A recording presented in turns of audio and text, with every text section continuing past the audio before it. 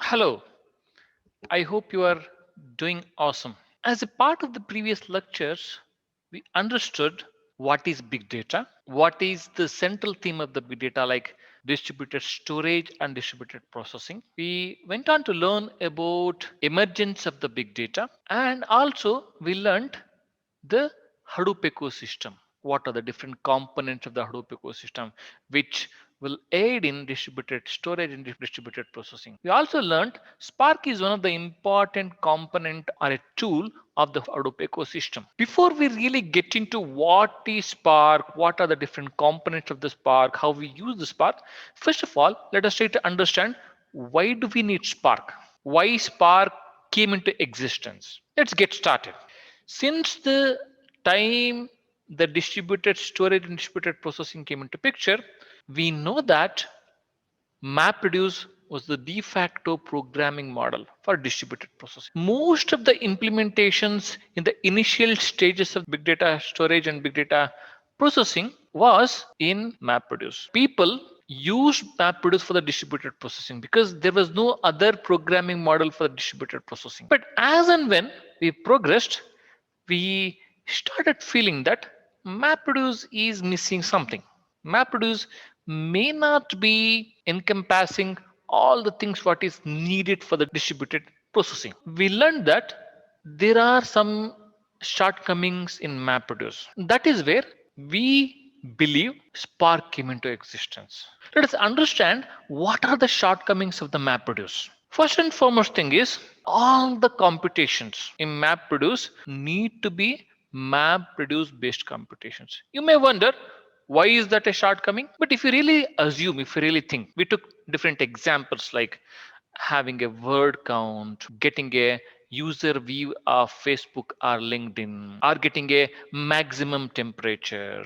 So if you really see in all the examples, everything need to be visualized as a map and reduce. Even though some of the simplest filtering things in a data analysis or data engineering need to be visualized as a map reduce. But most of the data analysts or the guys who are working in the data field, they weren't really willing to visualize everything as a map and reduce computations. That's the reason, even though it really worked well in the beginning, as and when it progressed, people started feeling, especially the guys who have worked in a data, started feeling that why do we really need to visualize everything as a map and reduce computations? Initial model, which was working really well, people started feeling that this may not be required for all the data analytics tasks or data engineering tasks. So this is one of the shortcoming. Moving on, next important aspect is MapReduce relies on reading the data from HDFS disk. What it means is, as we know, HDFS is the storage layer of Hadoop ecosystem. So as and when MapReduce is doing analysis, it is assuming that we are reading a data from a disk for the MapReduce computations. This is one of the MapReduce computation.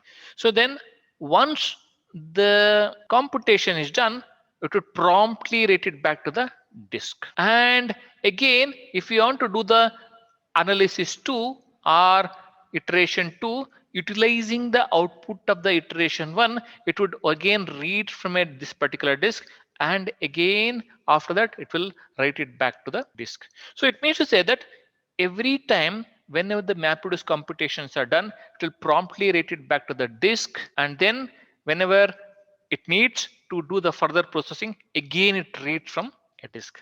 This is a problem. Why? Because this will eat up a lot of time writing into a file, reading from a file. This also started becoming one of the bottleneck in faster processing of the data, faster distributed processing of the data. That was the second shortcoming. The next one being MapReduce have only support for Java programming language. So the guys who do not know Java, they wouldn't be able to work on MapReduce. But especially data guys were not ready for this change, wherein that do we really need to go and learn one more programming language? because they were used to the SQL, and many other guys were learning Python, Scala, and all those programming languages.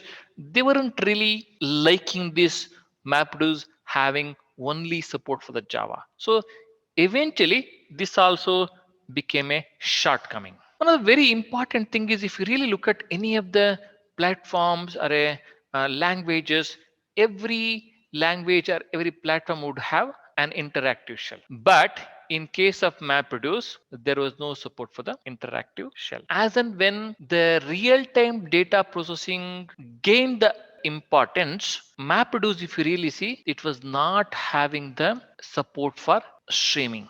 This also became one of the negative aspect of the MapReduce. All in all, to summarize, MapReduce started off really well because it was one of the default programming model for the distributed processing.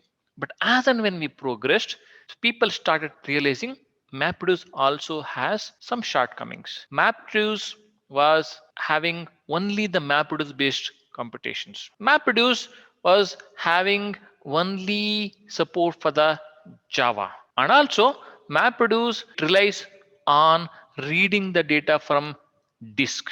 Every time it completes the computations. Even though intermediate results are there, it wouldn't store that in memory. This started adding up for the slower processing. In the end, MapReduce was not having the support for the interactive shell, and also it is not having any support for the streaming. All these are the shortcomings of MapReduce.